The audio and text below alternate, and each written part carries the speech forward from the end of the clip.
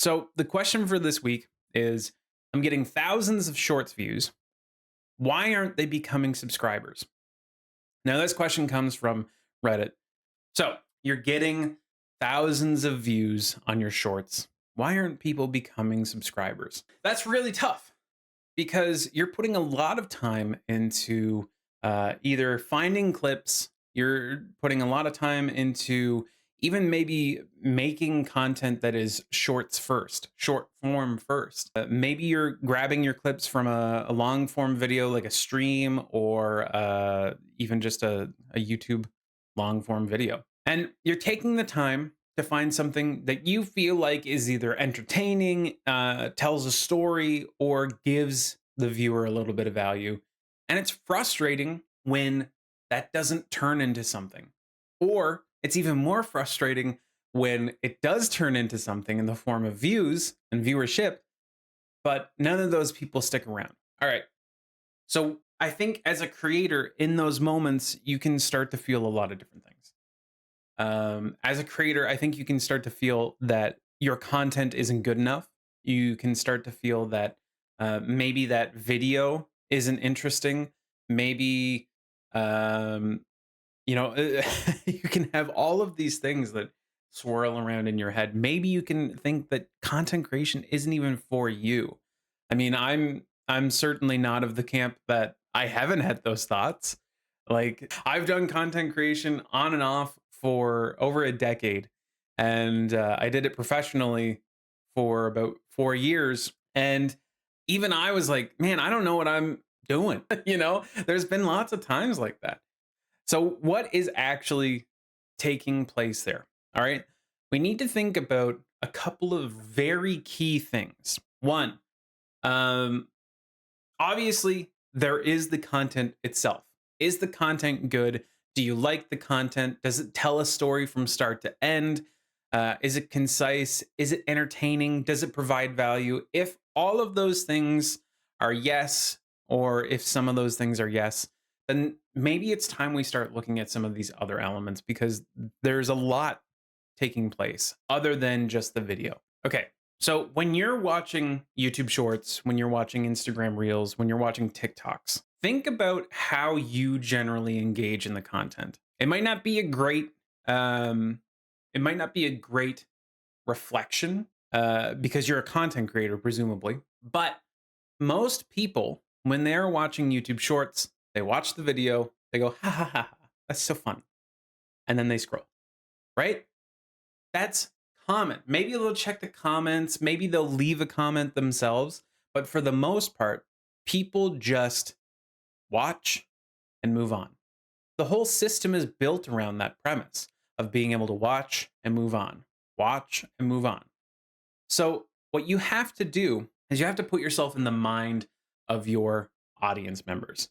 And if you don't make it overtly obvious for them that they should be subscribing to you, they're probably not going to do it because they're just going to do what they're normally doing, which is watch, move on. And even if you do call it out, you have to understand that you're asking your audience member to break the flow of what their normal routine is. So you're going to have a relatively low conversion point on that anyways. Not to say that it's not worth doing and not to say that it's never going to work, but you have to understand that it's it's against the flow. You're building a small dam in the river. And what happens is that the water is going to flow around you for the most part there, and they might not convert in that way. And it's just kind of the nature of short form content. Long form content, it's very different. The user is dedicated anywhere between like 5 minutes to an hour towards watching your piece of content, and they get a lot more familiarized with you. They get a lot more personal with you. There's a lot more areas to connect. So there doesn't tend to be that big of an issue converting people on a long form video as opposed to a short form video. In fact, I've uploaded 3 long form videos in the last month, and they have 1/10 of the subscribers that I think 100 short form pieces of content have done. So like the conversion rate is very different. It's very different. And you just got to think about, what are the ways that I can engage this person? What are the ways that I can engage this audience member as they're scrolling by, as they're going through their phone, as they're finding what is interesting to them on this particular day. So I'd say if you're getting a lot of views and you want to figure out how to fix it, there's like to summarize it all, there's a few things that you want to look at. One, is your content good? That should be like number one. Is your content good? Is it where you want it to be? And if it's not, don't take it down. Don't archive it. Don't do anything like that. Sometimes a piece of content just needs a little bit more time. That's like 100% the truth. Sometimes a piece of content just needs a little bit more time to warm up. And especially if your account is relatively new, sometimes YouTube needs a little bit of time to understand that your content is trustworthy, right? The second thing you want to look at is the user behavior. Who are the audience members that you're targeting? Why do you want them to subscribe from this particular piece of media? Sometimes we want to look at the subscriber number just go up, but I think you also have to realize that the wrong people subscribing is actually going to be detrimental to your channel. So make sure that people are subscribing for the right reason. Is it a piece of content that you wish to continue creating? And then underneath that, I think finally we want to take a look at have you kind of defined your own goals to yourself? If there is not a goal of getting somebody to subscribe, then you're looking for these subscriptions for an unknown reason. But if your goal is to get them to subscribe, are you doing everything in your power to make sure that they understand that that's the goal? Are you telling them throughout the video? Are you giving them a little flash of a graphic that comes up? Because otherwise, they're just going to go about their business. They're just going to go about their business and interact in this content in the same way that they interact with all content. So I think the actionable steps for this are going to be a few things, right? So one, review every piece of content before it goes up. Make sure that it passes the gut check. Is it something that you would watch all the way through? And if it's not something that you would watch all the way through, if you find yourself getting bored of this video while you're watching it back, it's not a good indication. If not even you are interested enough to watch your piece of content, it's really not a good indication, right? Because if you're not interested in the content, why are you expecting other people to be interested? That's number one, all right?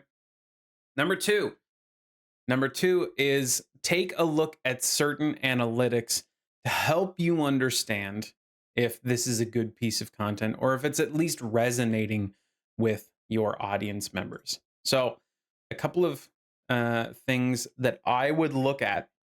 Let me take up a good example for this. Let me look for one of my better performing videos in the last little bit. Okay. All right.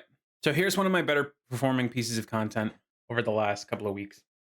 This is published back on July 4th. So a couple of weeks ago now. And this video has gotten me 15 subscribers and 67,000 views, right? That might seem disproportional to some people. I think that's actually awesome. It's accumulating 6,800 views every 48 hours. So that means roughly we're getting 3,400 views a day. Some of the things that I look at to make sure that this content is performing well and is engaging and interesting to my audience members is how many people stayed to watch it. This is a really important metric. And how long did they stay and watch? So of the people that stayed and watched, most of them watched more than the video length. The average view duration is over the total view duration time. So what that means is most people are watching it maybe a couple of times. Maybe a couple of people are just like leaving the video on while they go and comment. There's a lot of different things that could be happening there. The engagement on this piece was considerable. This post has some of the most comments on any of my posts on YouTube right now. And additionally, it's also doing pretty decently on search. It's doing decently on browse, but most importantly, it's doing well on shorts. And as we saw in this overview of the last 48 hours, again, most of the traffic is coming in from shorts feed. And you'll find that with YouTube shorts more than anything else. There are a few examples of shorts performing really well from from let's say from search. Let me actually, this might be easier. I think let's go to the Pond Lab. There we go. So this is a video from a long time ago. All right. This is a video that I uploaded back in 2022. And for the vast majority of the time, this video has been gaining traffic just from YouTube search. However, if we go into reach, shorts feed made up 6.3% of the overall traffic towards this. And at one point, I guarantee you it was a much higher number than 6.3. I guarantee you at one point, shorts feed actually was the dominant metric for this. And it was probably right in here. And this tends to be because YouTube uses shorts feed and it uses browse features to get content out in front of people that it deems trustworthy or reasonably high quality. Now, this video, it has only a few thousand more views than that last video and has many more subscribers. I would say this video much more intentional than the previous video. This one is much more edited. The other one was just an opinion piece. So very different kind of content. Similar stats that we can look at. So we have a 77.8% stayed and watch. And of those, the average view duration was 31 seconds. That's great. Awesome. We also see this major uptick in traffic. And this comes from a couple of different things. So I think at first I saw this and I thought, oh boy, this must be from when I started making content again. Because if you don't know, I started making content again back in late May 26th, I think was the first upload that we did in 2026. Turns out it was actually just Grounded becoming free on the PlayStation Network. And there was a huge uptick in audience members because there was a huge uptick in players. So there's stuff like that that takes place all the time. And if your content is ready, if your content is prevalent in a space, and if your content is there, you can take advantage of these big momentary spikes. It's honestly one of the main reasons why I felt comfortable getting back into content creation at all, because I had seen how the content had performed on the channel over the years and understood that there were ebbs and flows to this thing and that there were waves to how this content could perform. And the bigger the library that I have over here on YouTube, the better my odds are of success in the long term. So this video is getting 311 views every 48 hours, right? Consistently. Across the channel, we're making roughly 50,000 views in a 48-hour period. Now, this number is a little high because we had some well-performing videos. I think normally this number for me sits around, I think a normal number is somewhere between, it would be 24 hours over 48, or it would be 24,000 over 48, or something like that. We've grown quite considerably over the last little bit. When I got back into streaming, when I got back into content creation, we were averaging somewhere around like 800 views to 600 views, maybe even up to 1,500 views every 48 hours. So as you can see, once the engine gets going, things start to change pretty significantly. And it's one of the things that I would recommend just in general. If you are a content creator at all, you need to have a YouTube channel. And it's not like a sense of like, You should do this because it's how you grow. It's like the way to grow. It's not like an outlier situation. It's like this is the way that people grow. This is one of the systems that the most successful content creators utilize. Is it's creating a system that feeds into itself for themselves. And it's creating this engine that has the ability to take off, right? It's not letting things just kind of accumulate on your desktop. It's finding a place that allows that content and really utilizes it over a long period of time, because the coolest thing about YouTube is this might look like a flat line, but if we went back to those custom times, so if we went to the period of January to end of April for this year, it's actually pretty big. Like, we've got big peaks, we've got valleys, we've got all sorts of stuff, and this is without any content being posted for years. And over the course of 3 months, or 4 months here, sorry, we had 60,000 views. We had 506 hours of watch time and 13 subscribers, and that's with literally no activity. The previous activity to this had been, let me see. Let me open up the back end of this. I think there was maybe a post in 2024, but let's go all the way back here. The last piece of content had been October 24th or November 4th, sorry, 2022. It's crazy. And over the period of time, we've seen these peaks, we've seen these falls, we've seen these peaks, we've seen huge peaks. This was Grounded 2 launching, and then it's leveled out and become a little bit more realistic. So the thing about it is, all of this happened without anything from us. And if you're not taking advantage of that, you're missing out on a potential 602,000 views. You're missing out on a potential 689 subscribers. You're missing out on a potential 8,005 or 8,500 hours of watch time just from doing nothing. It's crazy. It's so nuts to me, dude. So nuts to me. So do it. Please do yourself a favor. Get on YouTube. How? Format your content so it works on YouTube. Please. All right. We're moving into the next question. I think that gives enough actionable steps to start fixing some of that stuff, and a little bit more. All right. So more questions from Reddit. Question number 1. My first videos aren't getting impressions. Not really much of a question here. It's more of a statement. What's the reasoning for this? How can we help fix this?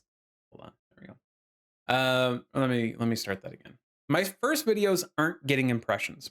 Not much of a question. It's more of a statement.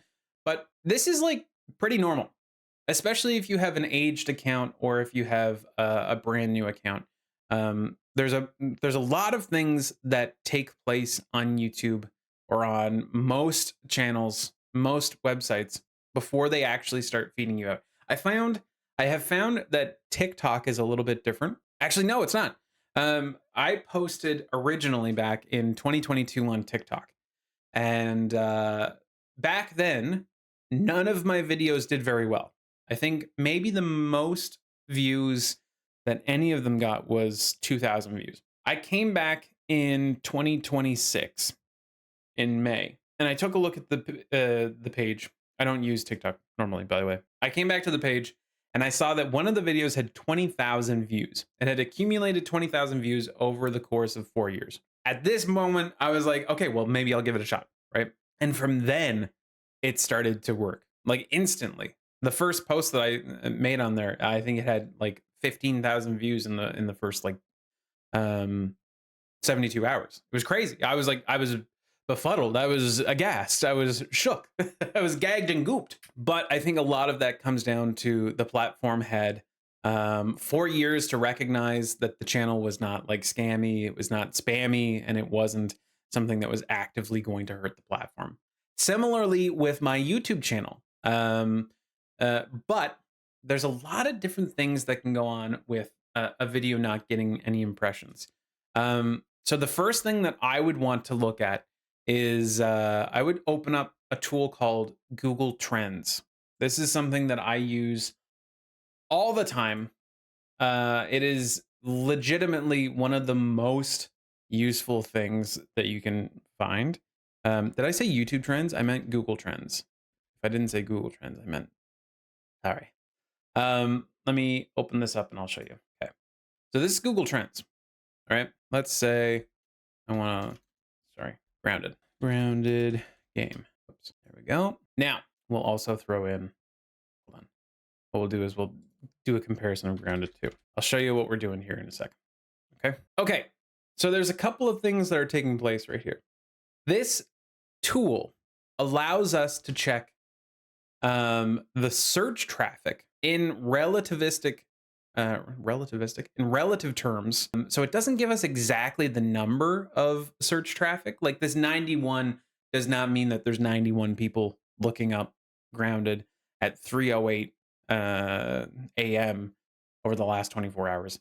What this means is that proportionally, it's 91 out of its total 100, its total peak of viewership at this time. Now, if we open this up, we go worldwide, we give it a bigger sample size. So we say past year rather than 24 hours. We can see some big trends here.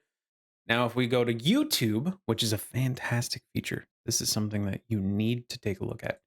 Because we have web search, we have image search, news search, Google Shopping, and YouTube search. Hugely beneficial. You can take a look at how these search queries are performing over time. So where Grounded 2 really had nothing in the past 24 hours, we can see that earlier at the end of last year, it was actually eclipsing Grounded 1 by a considerable amount. It just recently came out for free on PlayStation Network. So it's got a lot more search traffic to it right now, while Grounded 2 is still in development. The cool thing about Google Trends, if this wasn't cool enough as is that it gives you other queries that are common for these topics. So the queries that come up for Grounded are obviously Grounded, Grounded 2, Grounded 1, Grounded gameplay. That's really important for me. Grounded base, also important for me. You're building bases in the game. People are obviously interested in that kind of stuff. Grounded build, important. I'm Cade Grounded. I'm Cade is a content creator who is technically competitive to me. I would say we're kind of in very different leagues. I would say he is much more well known in the grounded community than I am. And you can see as much through the fact that he is one of the search queries. People trust him in the community to give a showcase of the game. What that can signal to me as a content creator is maybe I should be taking a look at what I'm Kate is doing to earn that trust with the user base. And not necessarily so that I can copy it, but there are some elements of that that I'm going to want to adopt. And there's some elements of that that I'm going to be like, oh, why haven't I been presenting the information like this? Why haven't I been presenting the packaging of the video like this? Why haven't I been thinking of it like this? That kind of stuff. Very, very useful that way. We can also switch over to the other search term and understand what's going on there. Again, more of the same. The nice thing about this is these rising queries help you to understand these help you to understand like what's taken place over the last year, but this is the prominent things that are taking place right now. So right now people are interested in, obviously I'm Cade, they're interested in finding the best weapons in the game. They're interested in understanding I think it's a boss, Axel. They're trying to find glitches, they're trying to find optical discs, duplication glitches, blah blah blah blah blah blah blah blah blah. Right? It's an immensely powerful tool that I don't see nearly enough people talking about. And especially as like a new YouTuber, a new content creator, anything like that, where maybe money's a little tight, or maybe you just don't want to dedicate a whole lot of funds towards your content creation, this free tool is immensely powerful. It's so useful. So useful, dude. Awesome. So I would use that to gauge if there's any interest in the topic that you're making your videos about. Um, really roundabout way of saying that could be a way that you're not getting impressions. Um, what I would say is if you wait, a month on that piece of content, I would give piece of content like a full month to start doing anything. If it doesn't do anything, um, then it might be an issue with the piece of content.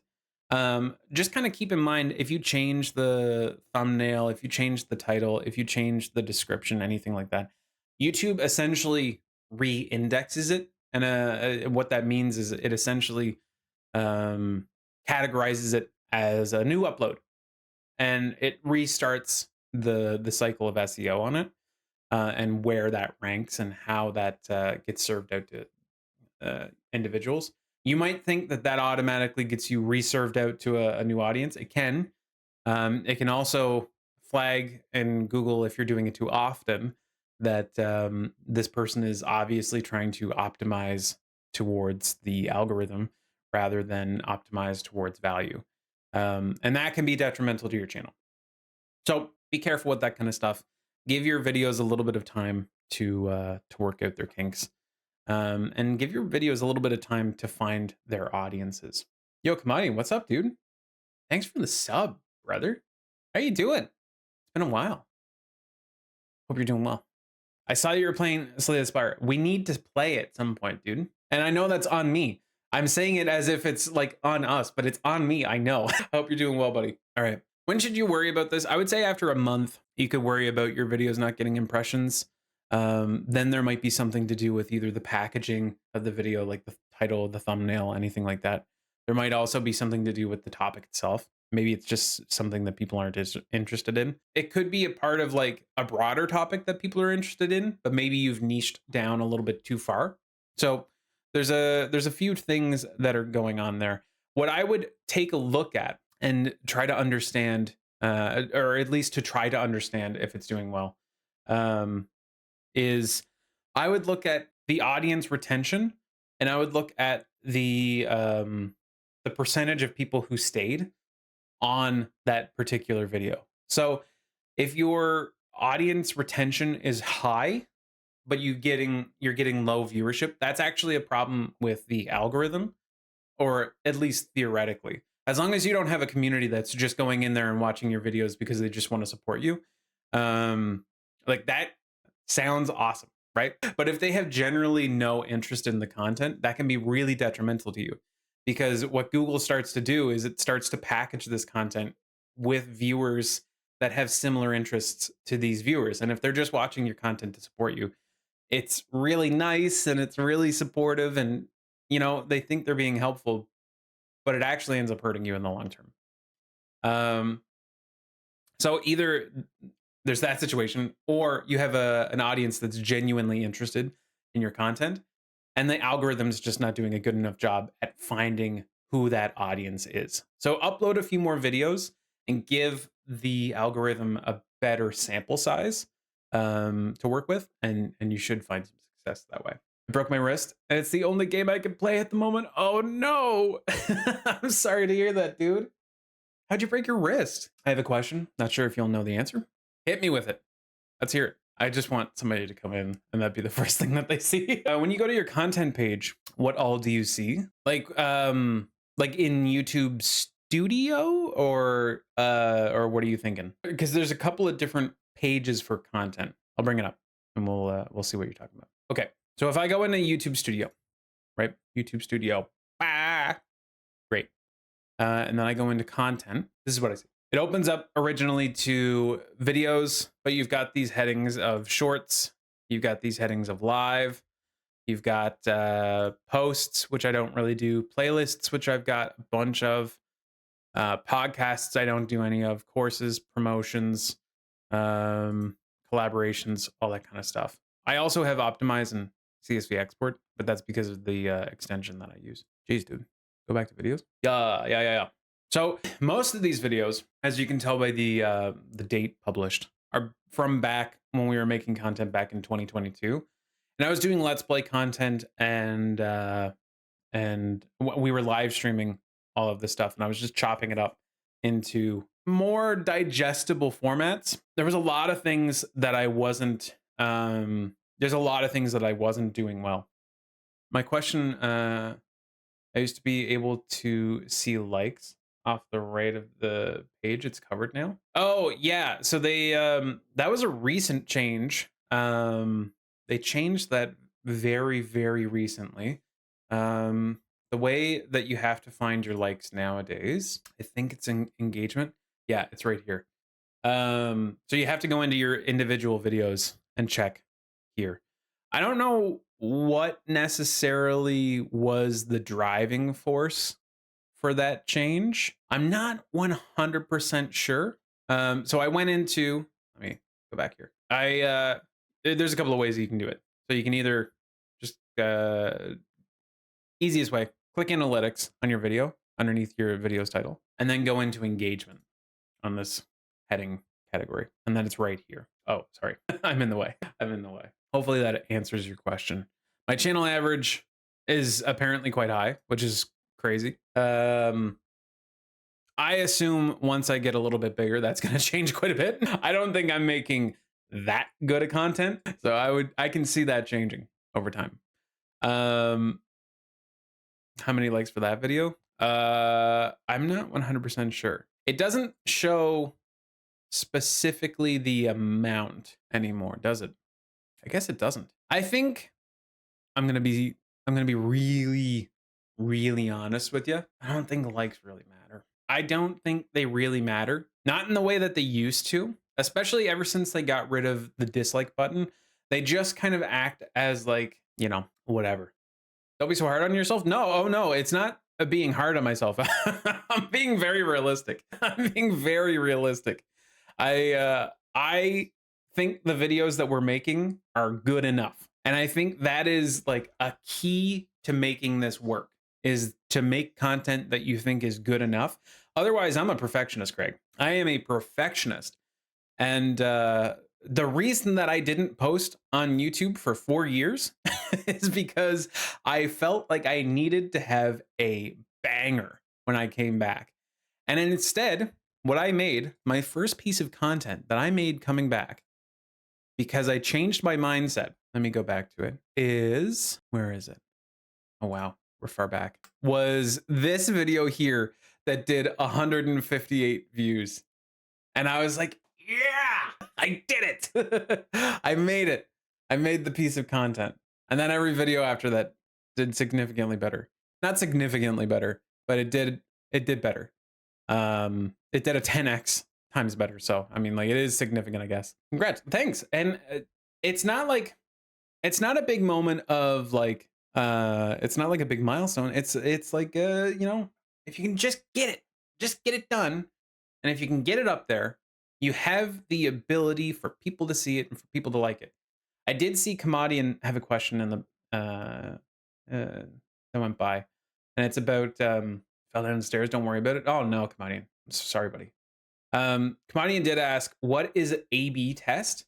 And I'm assuming that that's in regard to I can't highlight it, but the A/B test complete here. So I'll showcase the A/B testing on the most recent video first, because you can do a couple of different things with A/B testing. So there's a couple of different ways that YouTube offers A/B testing, and A/B testing as a whole is this term in marketing for testing out variants of a piece of content. So essentially showcasing the same piece of content, but with slightly different elements. So for this A/B test, I tried out 3 different titles to see which performed best. So with this A/B test, I did how to get one of the best weapons, or how to get one of the best grounded weapons. The easiest way to get the spicy Coltana and grounded, how to get it. I tried out those 3 different titles, and what it does is it gives me a period of time that it measures So it measures for 14 days and it gives me actually either 14 days or until it has enough data. So for this one, it only took like maybe a day or two or something like that. Whereas the other video took a full 14 days, and we'll talk about that one. So what it does is it breaks down the option by watch time share. And essentially what that correlates to is which of these videos had people either the most engaged, which of these had more people that clicked through, and essentially which of these was the more appealing option for your audience. So this middle one is actually the winner. I haven't actually switched it just yet because I'm probably going to run another A/B test if I'm honest with you. Because there's a few more things that I want to optimize on this one. Now, if I go back to my content, I can go in here. My A/B test for this one, I tried the thumbnails on this one. So I tried out 3 different thumbnails. And in those different thumbnails, I tried various variations of how I wanted to express the information. For some reason, oh, sorry, hold on, you guys are not seeing the whole screen. I just realized that. I suppose I could just do this. Hold on, there we go. Sorry about that. So there's a few different things. I did 3 different thumbnails, and I could have also edited the titles. Didn't do that. I chose a title that I thought would work, and I messed with the presentation of it to see if that would help. There was a clear winner of this one with 39.2% of the watch time share. It was this top video. So I chose that video's thumbnail as the thumbnail for the video.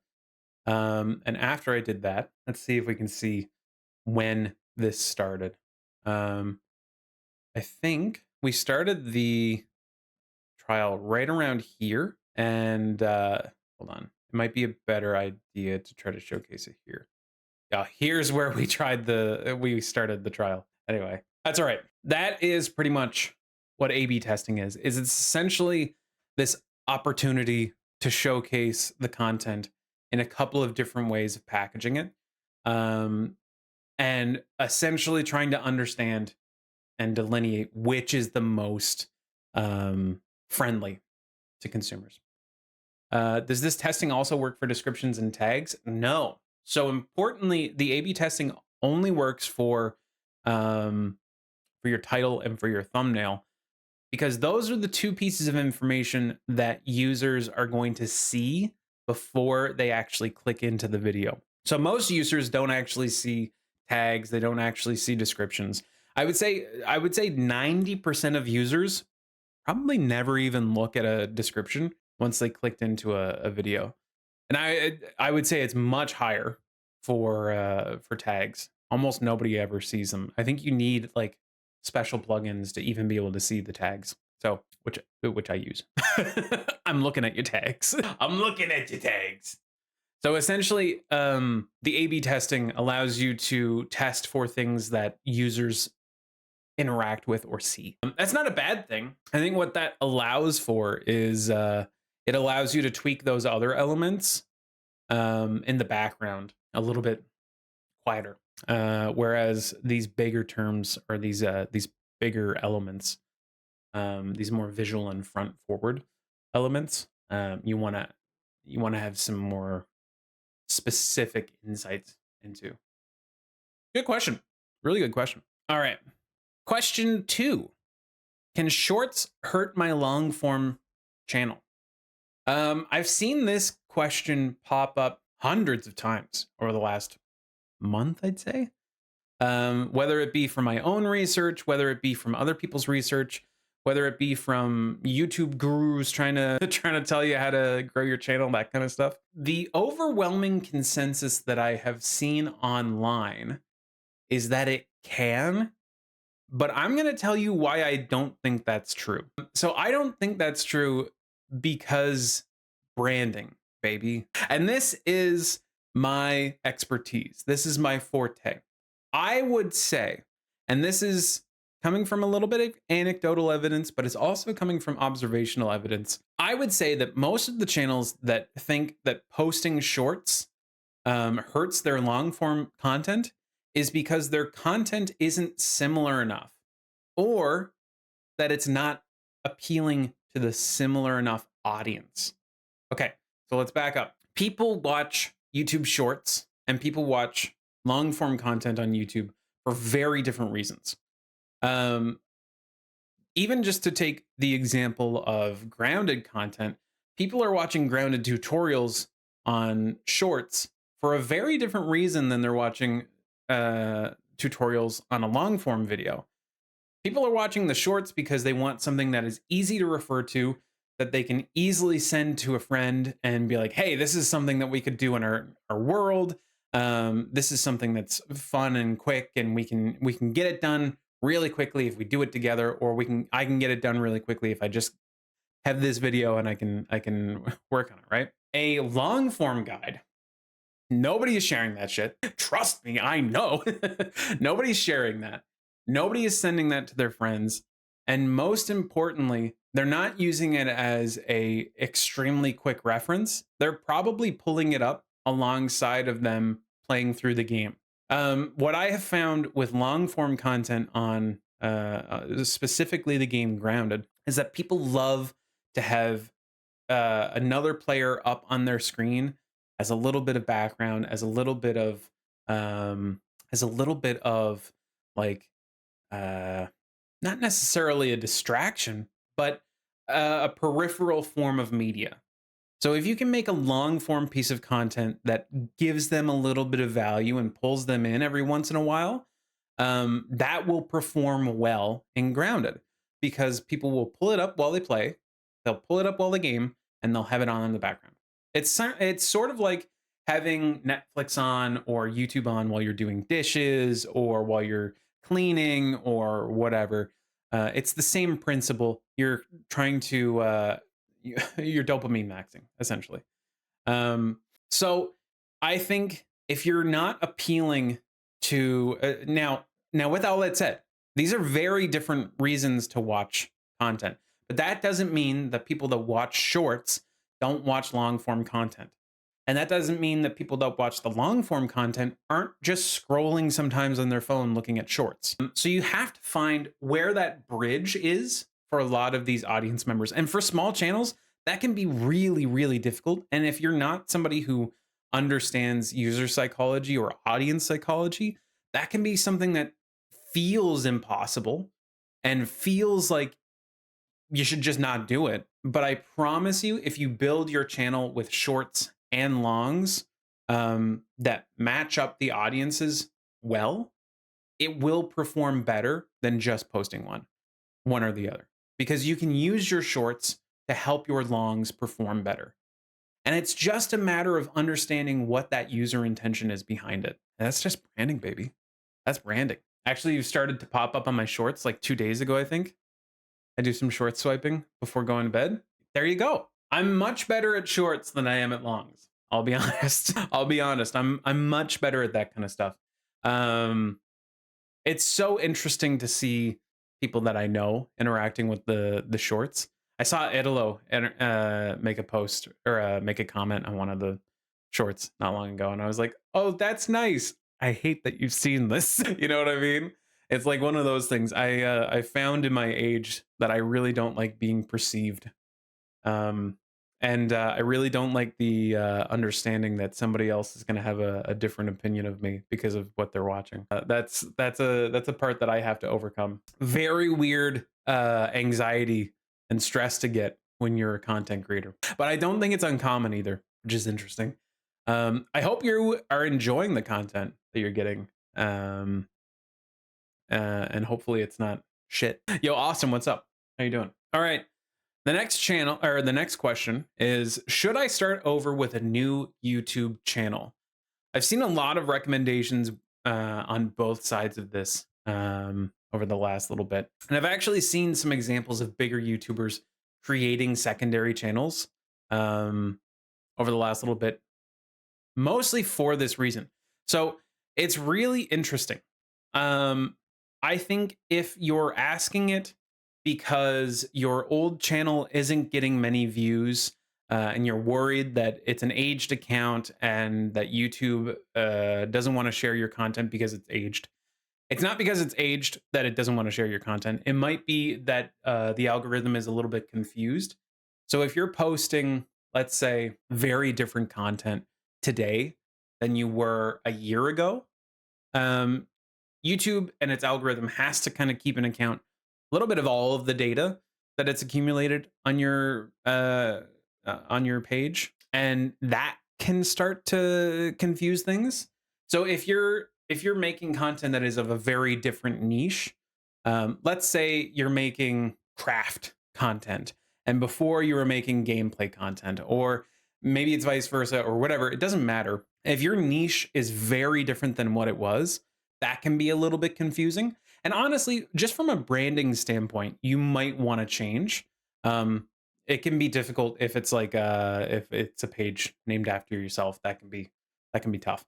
Um, but from a branding perspective, you want a different page anyways, because you don't want the people that are interested in your gaming content getting served your crafting content, because maybe they're not the right match for that kind of content.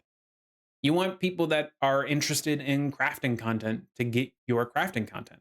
So in that situation, I would recommend making a new YouTube channel.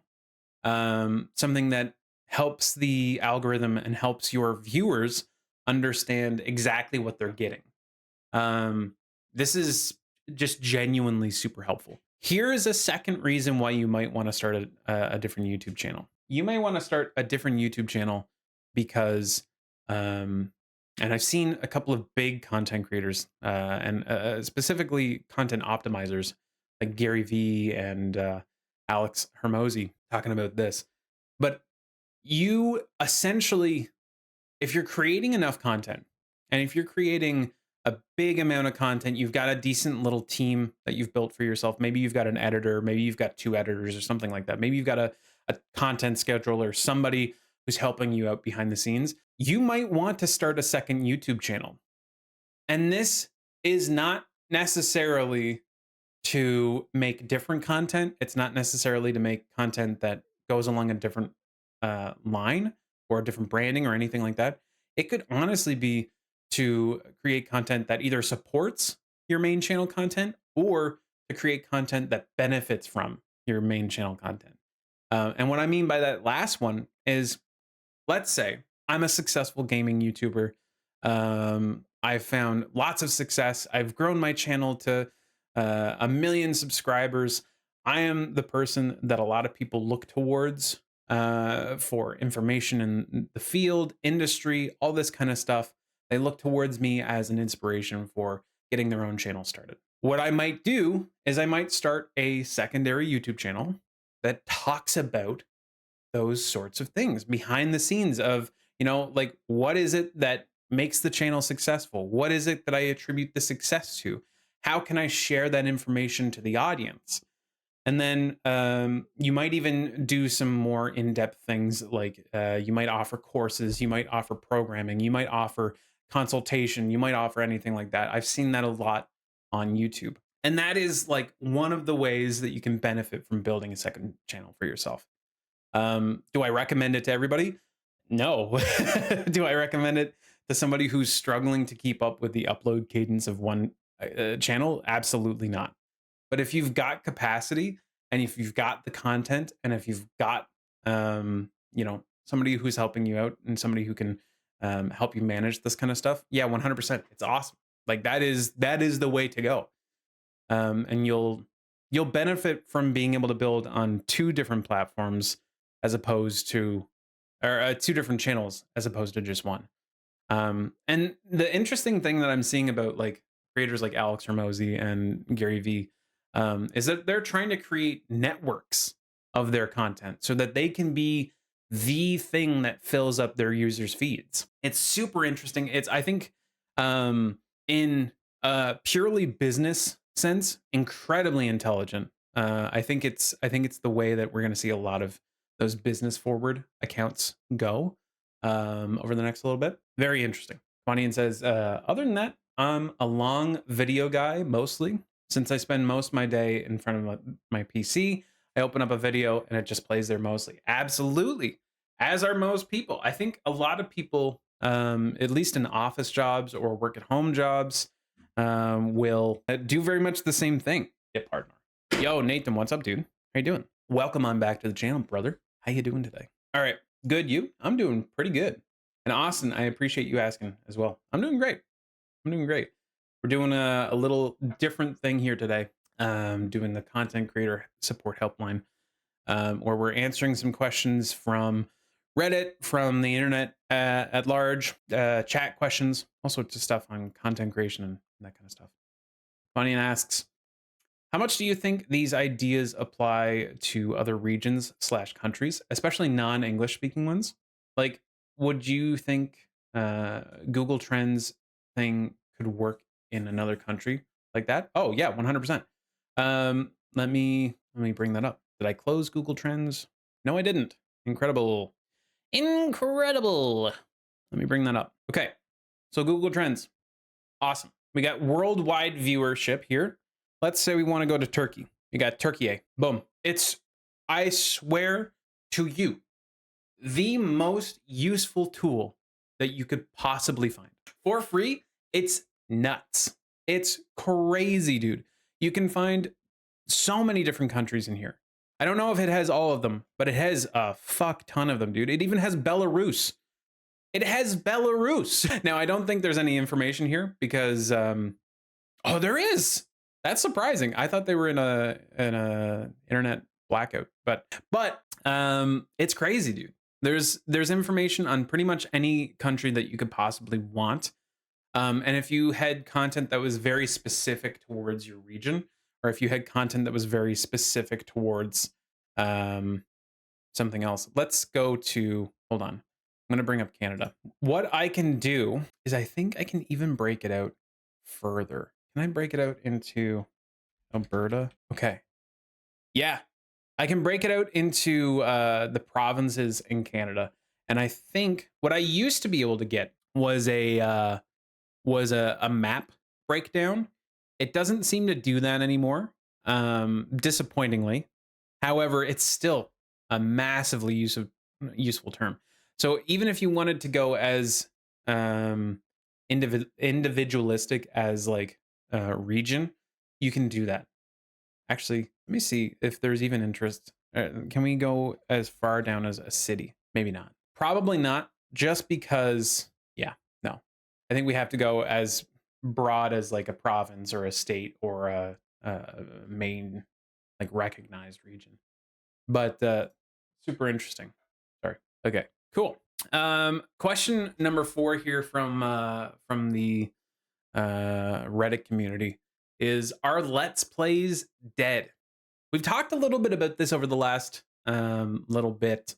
Let's Plays are certainly taking form, or at least taking place in the zeitgeist of content in a much different capacity than they were in the past. I mean, I can think back to 13 years ago watching PewDiePie, watching Jacksepticeye, watching Markiplier, all of these people play through games before I picked it up myself and played through the games, right?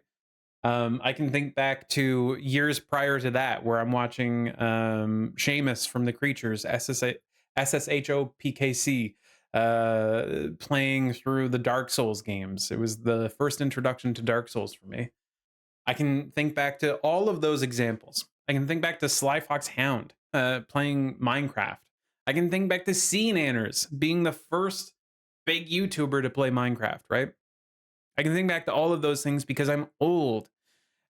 But I think because the landscape of Let's Plays has changed so drastically, and because the viewing habits of people have changed so drastically over the years, I think Let's Plays still work as long as you have a dedicated audience. You need to build yourself a personal brand, and you need to build yourself a brand that people can really resonate with. I think when people hear that, they get a little bit scared because I'm talking about brand. I'm not talking about you as a content creator. But what I really mean is You need to be able to showcase yourself as a content creator in a way that people can fall in love with. So it needs to have a couple of different things. It needs to have, and this is crazy to include, it needs to have some flaws. It needs to have some really nice traits, and it needs to have something that I can latch onto as a viewer, right? So there's that element. There's also when I think back to PewDiePie, when I think back to Jacksepticeye, when I think back to Markiplier, when I think back to Scene there's also some world building that takes place in those Let's Plays. PewDiePie had Stefano in the that game that's a horror game that everybody knows. I can't think of the name of it. If I had Stefano, the vulnerability RuPaul is looking for. So true. It's so true, Seiji. How you doing? Scene Anners had, I think, a sheep. I can't remember. But anyways, all of these different individuals tried to create worlds within the Let's Play that they're playing in. And that world allows the user or the audience member or the viewer to come a little bit deeper and understand the game in a different way. And that gives that creator such an immense power because the interest there is no longer just about the game, it's about how this person interacts with the game and how this person creates a bigger story out of the game. And that's really big. That's really important. And that's an element of packaging that you don't really see all the time. And I think it's really missed. So I think if you can add those elements, package your own personal brand into it, and be intelligent about how you build out a world, how you invite your community in, and how you invite the audience members to get to know you as the creator rather than just the game. I think you can make a pretty big difference that way, and you can find some success with Let's Plays. Now, with that said, they're not dead. There are still thriving Let's Plays out there. There's a lot of content creators that are doing really, really well with Let's Plays. Even a lot of smaller YouTubers are doing really phenomenally with Let's Plays. The thing is, you can't just be a streamer and do Let's Plays. I mean, there's like really, really crazy outlier examples of people being Let's Players and they're streamers and they're successful streamers.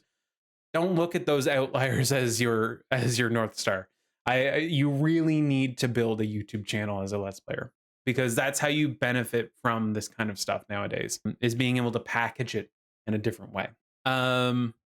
Also, think about maybe doing less of a traditional, like, here's everything in the game.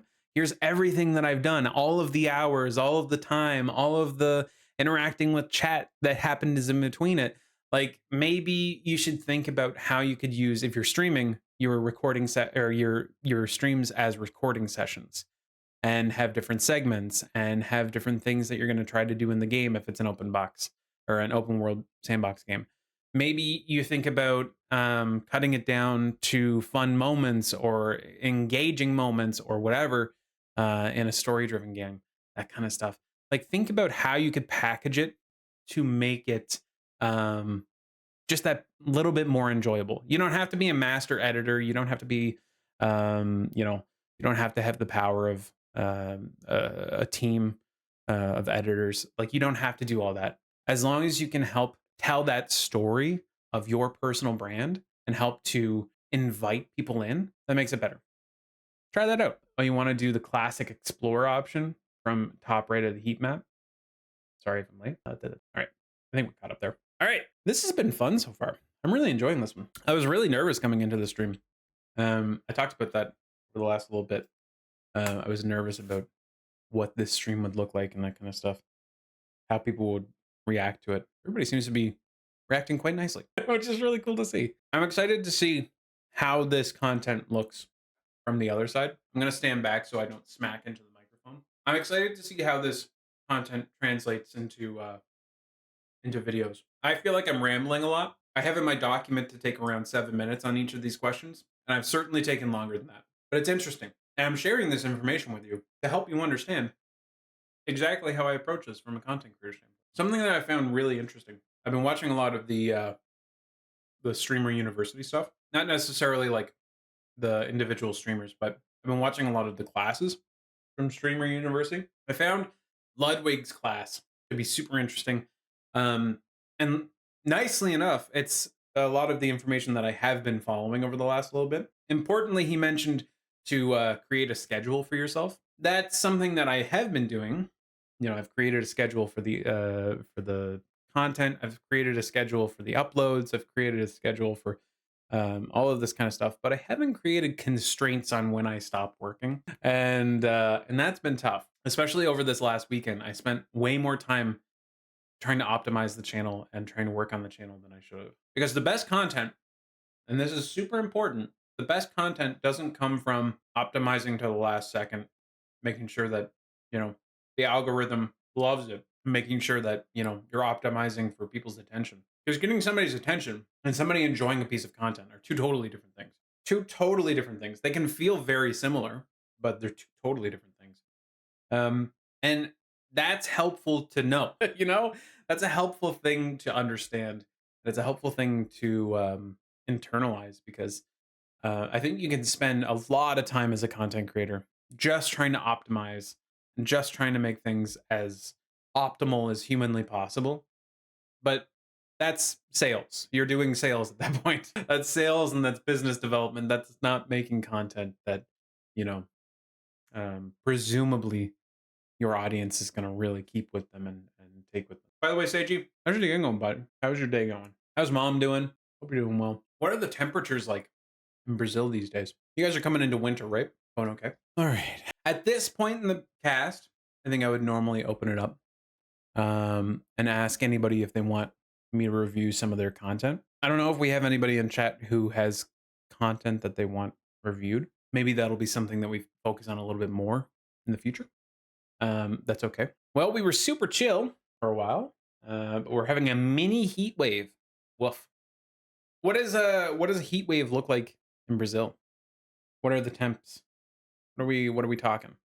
What's normal temperature for this time of year? Or like what was last week's temperature maybe? And what does it look like right now? I think for the most part, what we would do at this portion of the cast, like I mentioned, is do like a little bit of a channel clinic. So I would like to look over a channel, some thumbnails, titles, and a question to review from like one creator. Ideally, that's how we would do this portion. And I would give a little bit of a framework on what seems to be working, what is a little confusing from a viewer standpoint, what's missing, and what I would test next. And we'll work on that over the next couple of weeks. Usually on the low 20s most of the day, and around 15 at night. We're in your 30s. Whoa, that's crazy. That's hotter than it is here right now. That's crazy. We haven't really had too many like hot days this summer yet. I don't think we've had many like 30-degree days. I think we've only had like a couple. We're dealing with a variation of 15 Celsius these days. Whoa, that's crazy. That's a high variation, dude. That's a high variation. Whoa, gonna plummet tomorrow though. Nice. That'll feel terrible, but then nice. You know what I mean? It'll feel like fucking frigid, but after that, it'll feel kind of nice. I think you'll put the sweaters on tomorrow. But another question that I wanted to talk to approach today was let me bring this up. Since we don't have a whole lot of audience questions this week, and I presume that'll be the way for a few weeks to come. I've prepared some questions and answers myself. So bear with me here. All right. This question is should I multi-stream? And more specifically, should small streamers multi-stream? It's tough. Not really. Not really.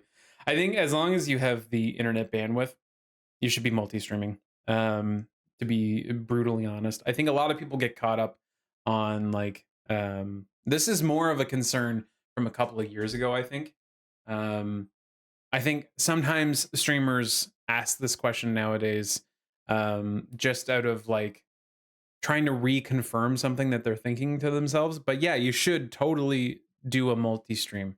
You should totally be on whatever platforms that you can be. I've considered multi-streaming to at least 3 platforms. I currently multi-stream to Twitch and YouTube. This stream being an exception. And I have found that the multi streaming on YouTube has been incredibly effective.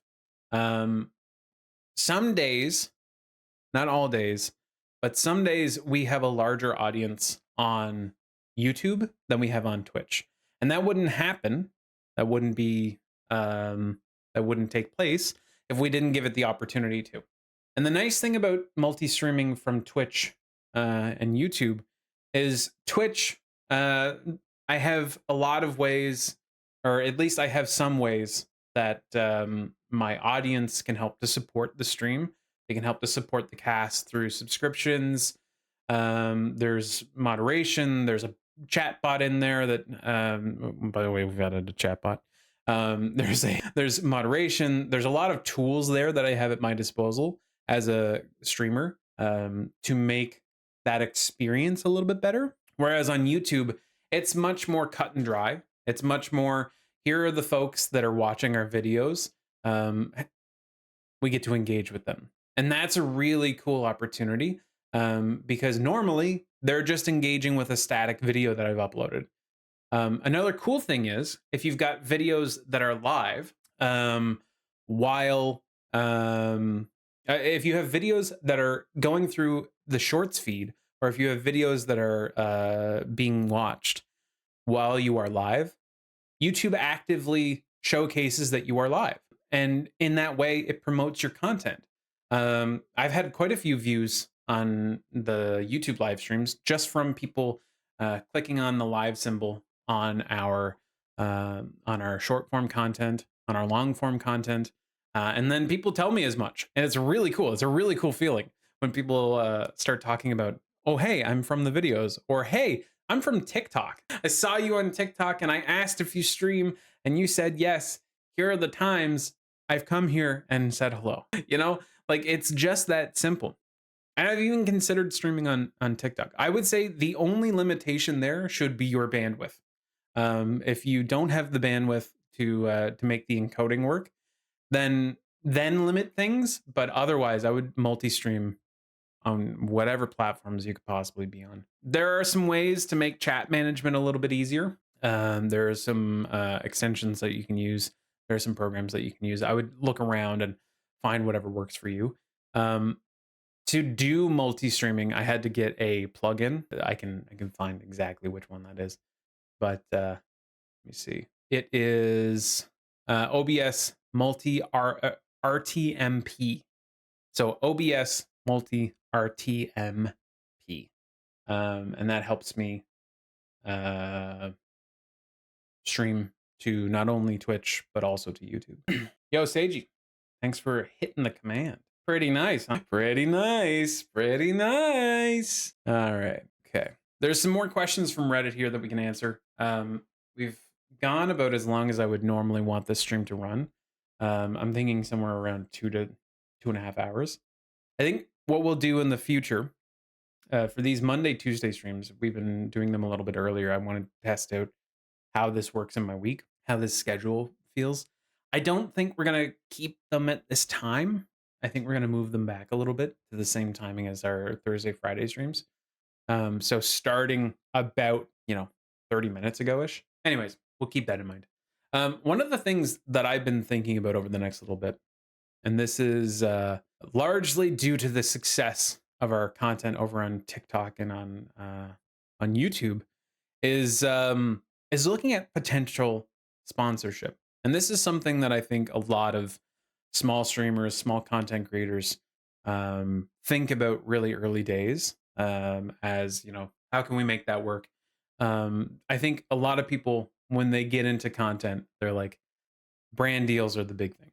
Sponsorships are the big thing. And I've worked on both sides of sponsorships quite a bit over the last few years. So I'll give a little bit of an insight into how you can price sponsorships. I've answered this question so many times for businesses over the last little bit, for businesses, for events, for organizers, for brands, whatever. And the answer always comes out to be roughly the same. You have to build out your offer. You have to build out your offer. You can't just go to somebody and say, "Hey, I get 2 million views a month on TikTok. Um, how can we work this out?" Sometimes that'll work for you, but that's going to be like a 1% chance, dude. What you have to do is you have to make this sponsorship package as easy for the other person to say yes as humanly possible. So I've worked with food content creators over the last 2 years um, that will do one of two different things. So I've said yes to one of two different techniques, right? What people will do is they'll either put together a media package, and that gives you information on who their audience is, how often they upload, what their usual viewership is per upload. It gives you an average views per video. Also gives you an average reach, gives you average engagement rates, that kind of stuff. Super useful information, especially if I'm a business that has to do any reporting on the sponsorships that we end up doing. Super useful, super incredible information. When I was working adjacent to government, they wouldn't do anything without understanding that information. So that's really important to understand. Um, Two, when they gave me that information, they would generally offer one of two things. They would either offer me a pre-constructed package that they've put together and gone through with other brands, or at least presented it like they've gone through it with other brands, where they're offering a set amount of services for a specific price. Sometimes that's negotiable, sometimes that's not, whatever. That's kind of your own decision to make as a content creator. The second approach that somebody has come to me with is either in kind work or flat payment for a campaign. So thinking on this one specifically, I was working with this beef company, and my big job with them was to market this specific beef. So make sure that when people were thinking of buying beef, they thought of this beef, and when they were thinking of buying premium beef, that this was the beef that was their choice. And this creator came to me, and they said, "Hey, I've got this idea to showcase different cuts of a cow throughout the year, and I want." I think they asked for like maybe it was $6,000 to do content over the entirety of the year. And as a brand manager, there's a few different things that I'm looking for in this conversation. So one, is this going to be a long tail interaction? Um, that's helpful or hurts for a couple of different reasons. I could be very tied to my fiscal quarter. We're going to get into business talk here. I could be very tied to my fiscal quarter for results. So I might say to you, actually, I don't want to do a campaign throughout the year. I want this campaign at most to last 3 months.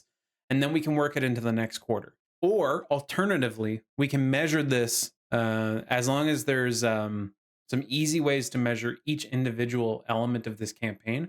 We can do this over a longer period of time. And that's awesome. But some companies are very tied to their fiscal quarter and they can't actually make any actions outside of it because they're heavily incentivized to have a front loaded bit of information or a bit of promotion in that quarter. Maybe they have something launching. Maybe their board of directors really want to pump up the numbers, that kind of stuff. That can really heavily impact things. So how you negotiate that side of things can be totally different. But in terms of pricing, you want to get that offering figured out first so that you can understand what's it going to cost you. Now you might think it's not going to cost me anything. I'm just going to make a video. That costs you time, dude. That costs you time. And time is money. And if you want to make money as a content creator, if you want to make a living as a content creator, you have to think of it as this offering is taking away from the other things that I could be doing. And even if it's something that I think I would make regardless of this company or this brand working with me, the offer is that we do it with the brand. We do it with their brand, their branding in mind, and we do it with collaboration with their team, right? That's the offering, and that they also get, publicity. This is what it is, right? Um, there are certainly some opportunities where you may want to do some stuff for free, especially if you're a small streamer, if you're a small content creator. There's certainly opportunities where you may just say, like, listen, this is just a good opportunity for the two of us. Maybe you really like a company, you really believe in what they're doing, and maybe they have a different sort of compensation program.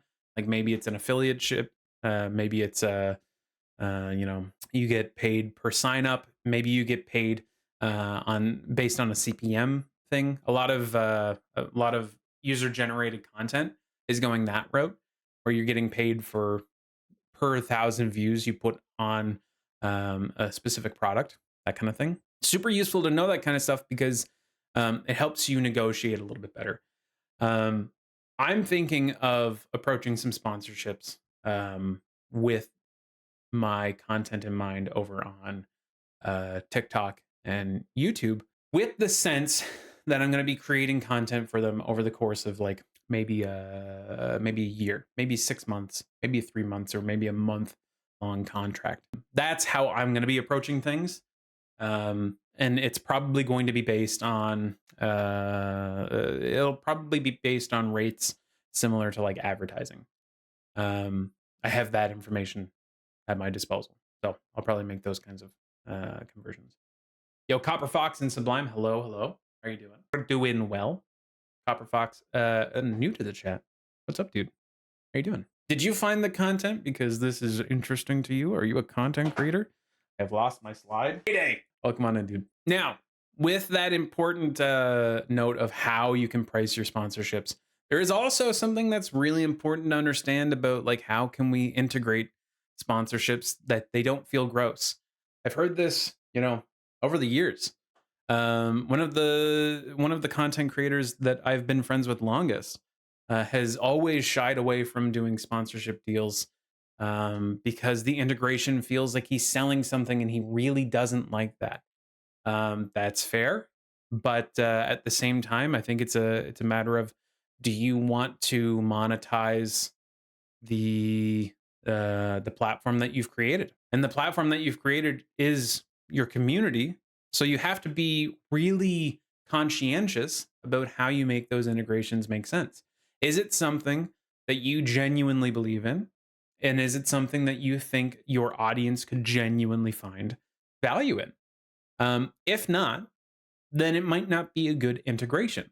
Um, Another thing is, do you think aligning with this brand could take away from the trust that your community and you have built together? For example, if I was to take an OpenAI sponsorship, I think rightly people would lose their mind. I think that it would be a very bad move, and I think that you need to take a look at like an ethical understanding, and as well as a moral understanding of like, where does your community align, how does your branding align, and how does this company's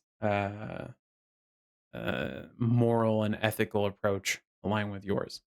And if you find that there are any areas that feel weird, you should probably dig a little bit deeper and question it. Pivoting a little bit from sponsors over to how many shorts should I make from one video? Kind of all depends. I think you can make, I don't think there's any specific number of shorts that you should be looking at. I think this goes case by case for sure. But I would look for a few things if you're going to be making shorts from a video. One, I think you need to look for a specific story that you can tell from start to finish. I think you need to look for something of value Maybe there's a little teaser that you want to create to get hype up around a video. Maybe there's some content that's not from that actual long form video at all, that you want to grab that helps to promote that long form video. Had to go grab groceries. No worries, dude. Had to go grab groceries. They must have been so close. That's crazy. You haven't been gone that long. I'd be standing in the aisles just looking at shit. When I go to the grocery store, dude.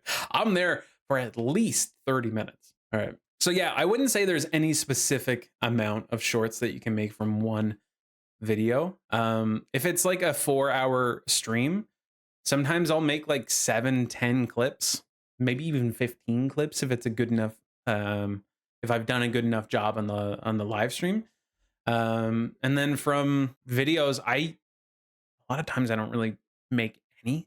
Sometimes I'll make like that's not true. I do make some. That's actually not true. I'll try to make at least like 1 or 2 shorts from a long form video, or at least shorts that promote a long form video, because I think those are helpful for helping it to get traction. Another question from Reddit. Hold on. That's the reason I try to remember to order groceries for pickup instead of getting further inside the store. I wish I could do that, Seiji. I wish I could rely on somebody else to get my groceries. I'm so picky. I'm so picky with my groceries. I know so many techniques for getting good produce. Like, you look for smooth limes. When you're looking at a watermelon, you're looking for a dark green. You're looking for it to be heavier than it looks. You're knocking on it. You're looking at the little butthole of the watermelon and making sure it's small. You're looking for a sunspot. All of this shit. Dude, I can't. We buy so much produce. I couldn't possibly I couldn't possibly trust somebody else with it. That we have to get in person. Yeah, for sure, for sure. I'm almost buying nothing else than produce. Very, very rarely am I buying much else. Except for them sweet, sweet snacks. Okay. All right. We'll go into some really short questions, and I think that may end us off on the Reddit questions. If you guys have any questions on content creation, if you have any questions that you want to ask and have answered today, I would say put them in the chat. This is the time to do it. And whenever I get through these rapid fire questions, we'll jump into them. How does that sound? Man, I miss salt and vinegar Pringles. Yo, I might have to go grab some. My favorite is pizza Pringles. I might be nasty for saying that, but I don't give a shit. Though I will say it's not a question of quality, but more of getting the correct ones for the week. For sure. For sure. All right. How often should I stream? As often as it makes sense for you. But I would also say if your plan is to stream 40 hours a week, I would cut that back. I would cut that back big time. Because if you want to grow from streaming, the best way to do it is not necessarily by streaming all of the time. It's by making sure that you can get your content out there all of the time. And for me, what that looks like is at absolute maximum, a 4-hour stream that I will cut down into, like I said, 7 to 10 to 15 clips. Maybe I'll make a couple of long form videos out of that. That's perfect. And that packaging of that content takes a lot of time. And that's like, I think the days of being able to just stream on Twitch and just stream on Twitch solely, that's the only thing that you do, and you're very successful. I think those days are like gone. I think they're long gone. I think you have to find ways to package your content in a way that people can discover you. So I think that has to be integrated into your time. And for me, I'm even considering cutting back one of my days of streaming as is. I've just added 2 more days of streaming, and I'm considering getting rid of one because I'm finding a difficult time making time to package the content that I'm already creating. So I would say at most, small streamers should be streaming like at most 20 hours a week. I think if you do any more than that, you are probably not giving yourself the ability to get discovered. Should I upload every day? I'm of the camp, yeah, you should be uploading every day. I think that you should be uploading as often as you can consistently. And if that's every day, that's awesome. If it's every other day, also awesome. Less awesome, I think. And not from like a, I think you're doing worse sort of standpoint. I think it's posting a short every day is beneficial for the algorithm. Posting a long every day is actually going to be slightly detrimental because the algorithm works based off of, how often does a user interface with your content. And if you're able to create a really engaging piece of content that somebody wants to watch every single day, upload every day. If you can, upload every day. But if in the pursuit of that, you're making some meh or pieces of content, then what you're doing is you're telling the algorithm that every once in a while, I make something that's worth people's attention. And that can be where detriment comes in. And also, you're going to burn yourself out. I was watching University clips, and Ludwig talks about his own editing team, and he gives each of his editors one long form video to work on every week. One. He's got a team of editors that are working on one long form content every week, and these are professional paid editors.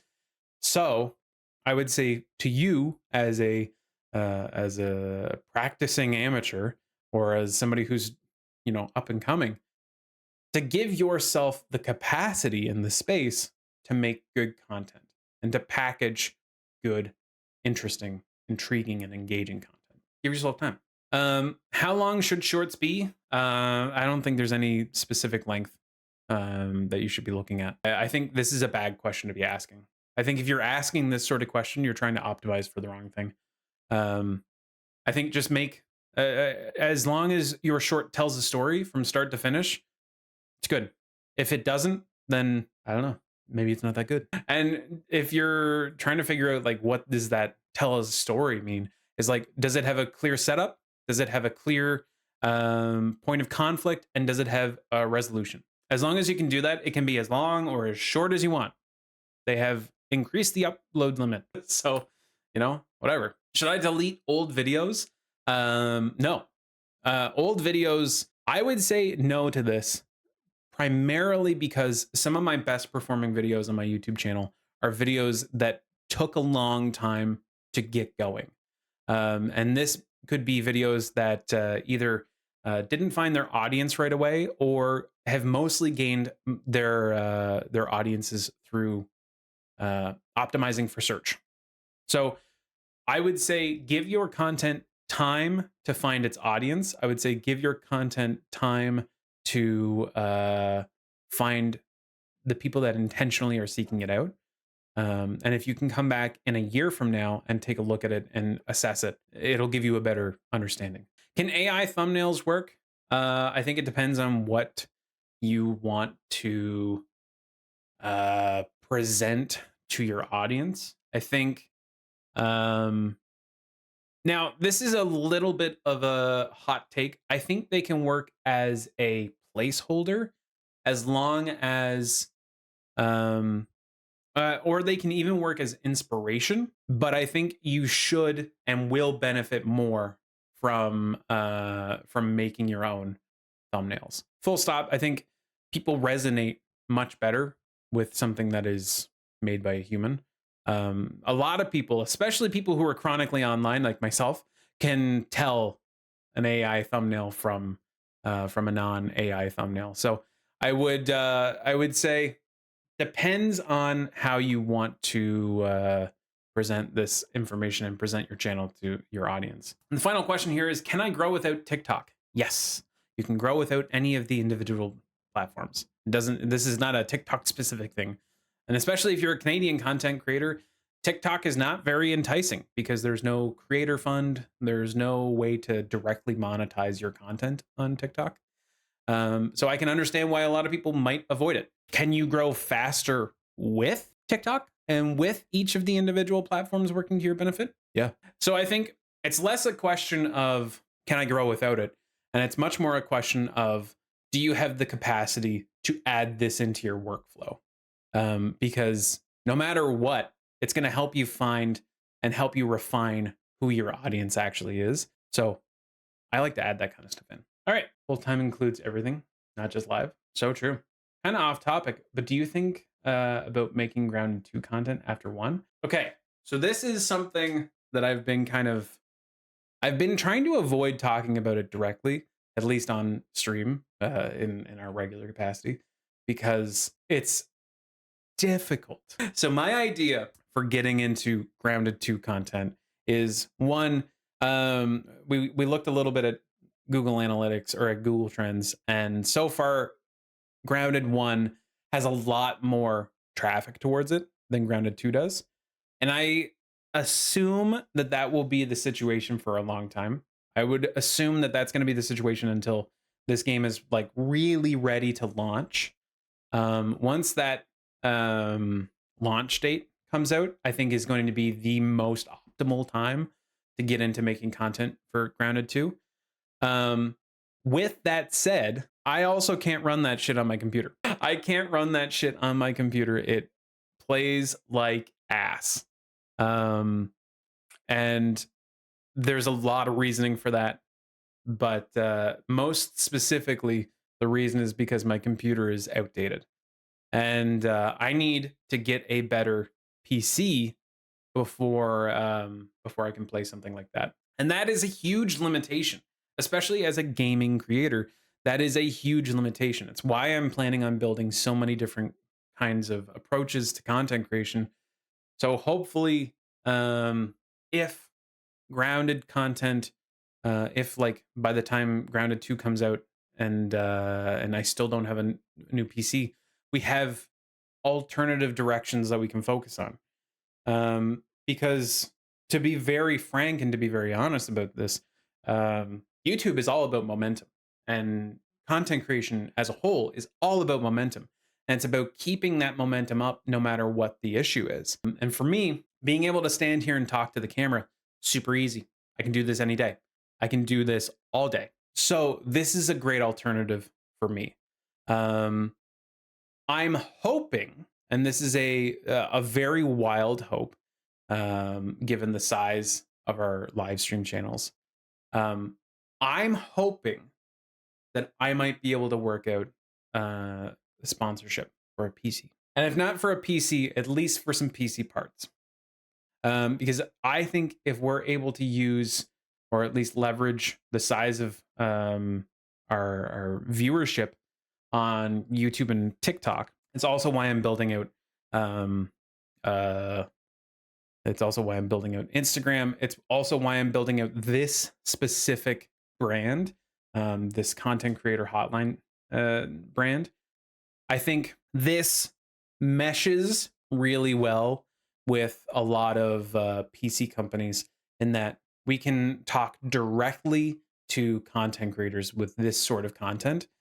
So my ultimate goal is to hopefully get this or get one of the properties in a good enough shape that I can take it to a brand and say, hey, if you help me get my hands on a better performing PC, I'll help to showcase the opportunities that this gives me as a creator.